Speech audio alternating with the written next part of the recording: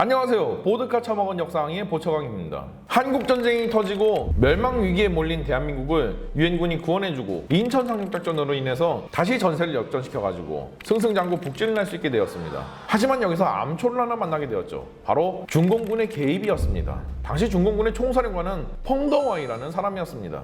펑더와이는 1898년 마오쩌둥과 동양인 후난성에서 굉장히 가난한 집안에서 태어났습니다. 얼마 지나지 않아서 소년가장이 된 펑더와이는 굉장히 먹고 살 길이 팍팍했었어요. 근데 마침 신해혁명 이후에 중국에서는 여러 군벌들이 군웅할거하기 시작하더니만 유비, 관우, 장비 이런 삼국지대와 비슷한 내전이 펼쳐지고 있었던 때입니다. 근데 위기는 곧 기회라는 말이 있듯이 펑더와이는 이때 기회를 잡게 됩니다. 일단 군대에 들어가면은 밥이라도 제대로 얻어먹을 수 있지 않을까 해가지고 당시 후난성의 군벌인 탕성주에 사병으로 들어가게 되었죠. 이후 굉장히 혁혁한 전공을 세워가지고 사관학교에 임관할 수 있는 기회가 생기게 되었습니다. 그래서 그는 장교가 되었고 장제스 휘하에서 국공합작군의 장교로서 북벌에 참여하게 됩니다. 그러나 1927년 4월 12일 장제스가 대규모로 공산당원들을 숙청해버린 상하이 쿠데타 사건이 터지자 펑더와이는 장제스에게 엄청난 실망을 감추지 못했죠. 그는 곧바로 장제스의 통수질에 현타가 와가지고 공산당에 입당해버리고 휴하 병력들을 데리고 마오쩌둥과 합류해가지고 장제스와의 전쟁을 치르게 됩니다. 그 뒤 마오쩌둥의 대장정에도 참가했고 장제스의 100만 대군에 맞서서 홀로 무쌍남문을 펼쳐서 포위망을 뚫고 탈출하는 기적과 같은 전가들도 많이 이뤄냈죠. 한마디로 현대판 한신 내지 조자룡의 포지션에 있었다고 보시면 됩니다. 그리고 병사 출신 장군이라 가지고 굉장히 입지전적인 인물이고 중국 역사상 손에 꼽는 무장이었죠. 이 사람의 특기는 전반적인 아군의 약점을 감춰주고 강점을 극대화하면서 적의 약점만 아주 집요하게 물고 늘어지는 그런 전략을 쓰는 사람이었습니다. 게다가 이 사람은 원래도 작전 수입 및 전략 레벨에서 대국을 짜는 한마디로 턴제 전략 시뮬레이션을 엄청나게 잘하는 사람이었거든요. 여기에 제한 시간 안에 전세를 결정지어야 되는 한반도 전장은 아주 물 만난 물고기였죠. 그래서 펑더와이는 1950년 10월 압록강을 건너기도 전에 선발대로부터 여러 가지 보고를 받게 되었고 곧바로 유엔군의 단점들을 예리하고 정확하게 분석해내기 시작했습니다. 여기서 나온 유엔군의 단점들은 4가지였습니다. 첫 번째는 병력들이 차만 타고 다닌다는 거였어요. 당시 메가더가 그냥 뇌 없이 어떻게 딱 찍어놨잖아요. 그러다 보니까 빠른 진격을 위해서는 차량을 이용해서 이동을 해야 되는데 한반도는 산악지형이다 보니까 길이 별로 없었거든. 그래서 이들의 진격로가 너무 뻔했어요. 매복하면 손쉽게 섬멸할 수가 있었죠. 두 번째는 생각보다 정찰이 굉장히 허술했습니다. 유엔군은 이동하는 지상군 제대 주변에 뭐가 있는지 혹은 내가 앞으로 진격할 곳에 무엇이 있는지 별로 관심이 없어 했어요. 그냥 적이 있을 법한 곳에 대낮에 폭격을 한 차례 쏟아붓고 가는 걸로 정찰을 대신하는 경우가 대부분이었습니다. 세 번째는 유엔군이 굉장히 방심하고 있었습니다. 메가더는 전쟁이 금방 끝날 것으로 판단했고 유엔군을 8군단, 10군단 2개로 나눠가지고 계속 진군을 하고 있었어요. 그러다 보니까 주변 부대와의 연계도 제대로 되지 않았고 틈새가 많이 생겨서 중공군이 기동할 수 있는 공간이 생겨난 거죠. 네 번째는 이 모든 단점들이 극대화된 게 바로 한국군이었습니다. 베트남전 당시 전쟁 영웅이었던 최명신 장군은 자신의 수기에서 1950년 북진 당시 병력들의 상태를 이렇게 기록하고 있습니다. 신병들이 총을 장전할 줄 몰라서 선임들이 참호를 뛰어다니며 대신 총을 장전해줬다. 해방 전국에서 38선 주변의 국지전으로 인해서 단련된 다수의 베테랑들은 전쟁 초기에 다 갈려나가 버렸고 그 빈자들을 메꾼 것은 바로 이렇게 총도 제대로 쏠 줄 모르는 신병들이었던 거죠. 이거 이외에도 전부 다 유엔군의 전체적으로 하위 호환 수준이었던 한국군은 중공군의 아주 좋은 먹잇감밖엔 될 수가 없었죠. 펑더와이는 불화를 탁치며 새로운 계획을 세웠습니다. 야음을 틈타서 유엔군에 많이 벌어진 부대 간 간격으로 야간 기동을 통해서 후방으로 침투를 하고 유엔군의 측면과 퇴로를 완전히 막아버린 다음에 그곳에서 우주 방어를 하면은 자연스럽게 유엔군은 포위망 안에 갇혀서 괴멸될 수밖에 없었던 거죠. 이 상태에서 공세로 전환해가지고 유엔군에서 가장 취약한 부분인 한국군 부대를 뚫고 들어가서 유엔군의 중심을 공격하면은 유엔군 주력은 완벽히 괴멸되는 것이었습니다. 그리고 괴멸돼서 패주하는 유엔군을 따라서 후민을 추격하면은 유엔군은 제대로 된 방어선을 펼치거나 혹은 지연전을 펼칠 수가 없으니까 왔던 길 그대로 돌아가야 됐던 거죠. 그리고 메가더는 정말 어리석게도 백선엽의 경고를 무시하고 유엔군을 그대로 중공군 아가리 속으로 밀어넣고야 말았습니다. 그 결과 유엔군은 중공군의 매복에 그대로 걸려서 대참패를 경험하고 청천강 이남으로 밀려나버리는 중공군의 1차 대공세를 경험하게 되었죠. 그러나 저번편에 얘기했듯이 메가더는 정신이 나가버려가지고 유엔군을 다시금 중공군의 아가리 속으로 밀어넣는 미친 짓거리를 저지르게 되었어요. 그래서 유엔군의 주력 부대는 1950년 11월에 중공군의 매복지에서 전부 다 괴멸되어 버렸고 중공군이 다시 공세로 전환하면서 중공군의 2차 대공세가 시작되었습니다. 이걸 막아줄 수 있는 주력군은 이미 평안도에서 괴멸되어가지고 역돌격하고 있었으니까 막을 방법이 없어진 유엔군은 평양을 내어주고 다시금 경기도까지 빤썰어난 수밖에 없었습니다.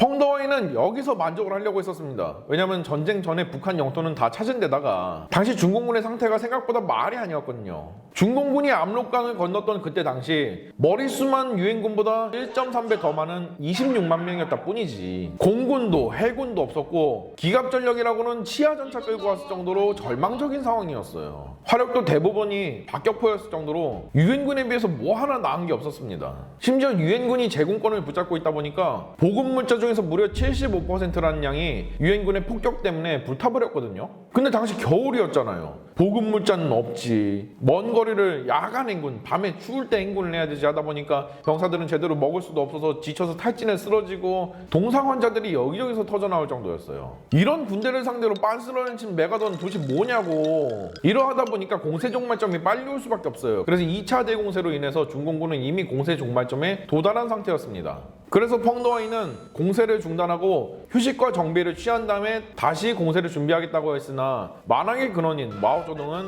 공세를 계속하라며 닥달하고 있었고, 그리고 심지어 김일성까지 펑더와이한테 찾아와가지고 지금 빨리 미군 안 몰아내고 뭐하고 있냐고 쌩 난리를 부리기 시작했어요. 그래서 펑더와이는 김일성의 싸대기를 매우 후려치면서 전쟁이 애들 장난이냐고 일갈했습니다. 그러나 김일성은 싸대기 맞은 것 때문에 앙심을 품었어요. 그래서 마오쩌둥한테 펑더와이가 전투를 두려워해서 공세에 소극적으로 나서고 있다라고 마오쩌둥한테 마편을 끌어버렸습니다. 결국 펑더와이는 어거지로 3차 대공세를 진행할 수밖에 없었죠. 3차 대공세는 사실 이렇게 중공군이 무리해서 나선 대공세이긴 합니다만 유엔군의 상태는 더 막장이었어요. 그냥 유엔군 전체가 그냥 패전병이었고 와해된 부대원들을 채수습도 하지 못한 채 남쪽으로 빤스런을 하고 있었으니까요. 이마저도 사기가 말이 아니어가지고 중공군이 꽹가리만 한번 쳐주면은 그냥 다 오줌 지리면서 도망가는 거야. 한마디로 중공군 공포증에 걸려버린 겁니다. 그래서 유엔군은 별 힘도 못 써보고 1951년 1월 4일 서울을 다시 버리고 남쪽으로 후퇴하는 일사후퇴를 맞이했던 겁니다. 이제 유엔군한테 남은 카드는 없었습니다. 한국 정부를 제주도로 옮겨가지고 이름만 존속시키게 하고 유엔군은 한반도에서 전면 철수하는 방법밖에 없었어요. 이때 혜성처럼 등장한 게 바로 매튜 B. 리지웨이 장군입니다. 리지웨이는 어떤 사람이었나? 1895년 버지니아의 한 포병 장교의 아들로서 태어난 사람입니다. 리지웨이는 어렸을 때부터 포병 장교인 아빠를 따라서 군부대 여기저기를 전전한 삶을 살았고 이 때문에 자연스럽게 중증의 밀덕후가 되었다고 합니다. 학교를 졸업한 이후에는 정말로 자연스럽게 덕업일치의 길로 가게 되었죠. 당시 미 육군 부대들에서 장교들끼리 어느 부대에 누가 에이스더라 하면은 하나같이 이렇게 물어봤다고 해요. 걔 그럼 리지웨이보다 잘해? 그 정도로 리지웨이는 에이스 장교의 롤모델이 되어 있었던 상태입니다. 여러분 밴드 오브 브라더스 보셨나요? 2차 세계대전 당시에 101 공수사단을 배경으로 하는 HBO 드라마죠. 당시 리지웨이 장군은 전체 공수부대의 작전을 이반한 사람이고 당시 82 공수사단장으로 활동하던 때였습니다. 그리고 1944년 9월부터는 19 공수 군단장으로 임명되면서 유럽 전선에 있는 모든 공수부대를 관할하는 그런 장군이 되었죠. 리지웨이의 활약으로 나치 독일 마지막 최후의 발악이었던 아르덴 대공세를 바스토니에서 분쇄해내는 데 성공했고 결국 연합군 전체의 운명을 지켜낼 수가 있었습니다. 그 후에는 나치 독일 장군이었던 발터모델 원수에게 항복을 권유해가지고 이게 성공하면서 연합군이 큰 피해 없이 독일 영내로 진군할 수 있게 되는 등 사실상 리지웨이도 미국 역사상 손에 꼽히는 무장이었어요. 그는 1950년 12월 23일 불의의 교통사고로 인해서 순직한 월튼 워커 미 8군 사령관의 후임으로 부임하게 되었습니다. 이 월튼 워커 장군 같은 경우에도 굉장히 유능한 편에 속하는 그런 장군이었습니다. 다만 비운의 교통사고로 이렇게 크리스마스 이브 전날 유명을 달리하게 된 사람이죠. 이런 비통한 분위기 속에 후임으로 들어오게 된 리지웨이는 기자들의 스포트라이트를 받을 수밖에 없었죠. 리지웨이 씨, 한국에 들어오신 기분이 어떠세요? 아휴, 냄새나고 X같습니다. 그러면 그 한국에 대한 애착은 전혀 없으신 건가요? 저는 백악관 명령 따르는 군인이고 까라면 까야 되니까 여기 와서 있는 거예요. 리지웨이는 정말로 자신의 일에 대해서는 아주 냉철하고 칼 같은 사람이었습니다.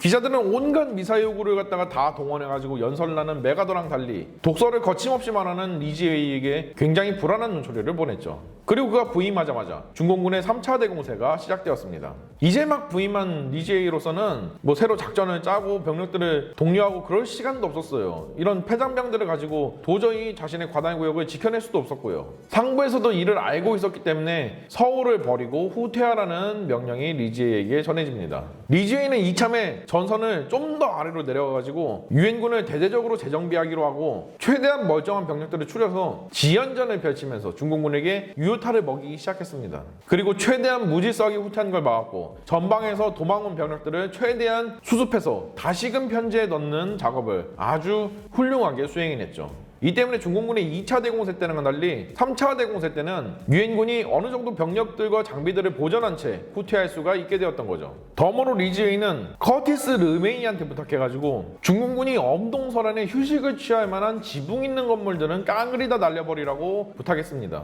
커티스 르메이 장군 같은 경우에는 손이 닿는 그 어디든 석기시대로 돌려놔버리는 아주 석기시대 매니아였거든요. 전략 폭격의 달인이라고 보시면 됩니다. 이 때문에 커티스 르메이 장군은 리지웨이의 부탁을 열과 성을 다해서 수행했고 결국 경기도 전역을 석기시대로 돌려놔 버렸죠. 마치 현대판 청야전술이나 똑같은 겁니다. 이렇게 일사후퇴는 리지웨이 능력으로는 어떻게 해볼 수가 없는 불가항력적인 재앙으로서 막을 내렸습니다. 그러나 그건 리지웨이의 잘못이 아니죠. 사실 이 전쟁 다 이전부터 말아먹은 메가더의 잘못이 컸죠. 리지웨이는 더 이상 물러설 수 없었습니다. 그래서 그는 중공군에게서 지연전을 펼치면서 얻은 정보들을 토대로 중공군의 약점들을 면밀히 분석하기 시작했죠. 놀랍게도 펑더와이랑 리지웨이는 서로 똑같은 성향을 가진 사람이었고 전략을 짜는 방식도 서로 동일했습니다. 아군의 약점을 상쇄시키고 강점을 극대화한 다음에 적의 약점을 집요하게 물고 뜯는 그런 방식이었죠. 그래서 역사가들은 만약에 리지웨이와 펑더와의 진영을 정반대로 바꿔놨어도 둘은 역사와 똑같은 판단을 했을 거라고 그렇게 평가하고 있습니다. 그래서 리지웨이도 펑더와이가 했던 것처럼 중공군의 약점을 먼저 면밀하게 파악하는 것부터 첫 단추를 깨게 되었죠. 중공군의 단점도 크게 4가지였습니다. 첫 번째 약점은 중공군이 이미 공세 종말점을 넘었다는 겁니다. 보급선이 굉장히 길어졌고 유엔군의 폭격으로 인해서 보급물자 대부분이 불타 없어졌으니까 공세 종말점이 빨리 오게 되었죠. 따라서 3차 대공세 역시 중공군이 무리해서 진행한 공세라는 걸 바로 알게 되었습니다. 두 번째는 중공군이 공세를 항상 딱 8일간 동안만 진행했다는 겁니다. 중공군은 수송순환이 빈약하다 보니까 공세에 필요한 물자들을 개인이 다 짊어지고 다녔어야 됐었어요. 그러다 보니까 그 물자의 최대치가 딱 8일 정도 버틸 물자였습니다. 세 번째로 이들이 야간에 주로 기동과 공격을 감행하고 주간에는 삐트를 파고 잠을 잔다는 것이었죠. 주간에는 유엔군의 공군, 기갑부대 이런 것들한테 엄청나게 취약하다 보니까 야간에 주로 활동을 하고 주간엔 잠을 자는 것이었죠. 네 번째는 이들이 주로 빈약한 한국군을 노린다는 것이었습니다. 화력이 강력하고 전투력이 뛰어난 다국적군과의 정면 승부를 회피하고 빈약한 한국군의 담당 구역을 뚫고 들어와서 다국적군의 뒷덜미를 잡아채는 그런 방식이었습니다. 리지웨이 장군은 중공군의 단점 파악이 끝나자마자 앞으로의 상세 계획을 세우기 시작했죠. 그러나 당시 유엔군의 상태는 이미 중공군 공포증에 걸려져 있었고 중공군을 이길 수가 없다는 패배주의에 사로잡혀가지고 빨리 지옥 같은 한반도에서 떠나야 된다고 외치는 판국이었습니다.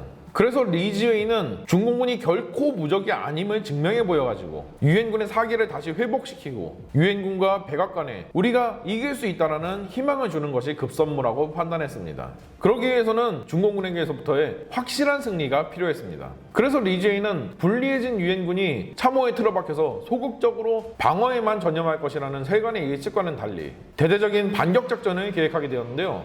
과연 리지웨이는 어떤 식으로 펑더와이에게 빅엿을 먹여줬을까요? 다음 편은 이미 과거에 업로드가 되었던 펑더와이와 리지웨이의 진검승부 시리즈로 이어지니 많은 시청 바랍니다.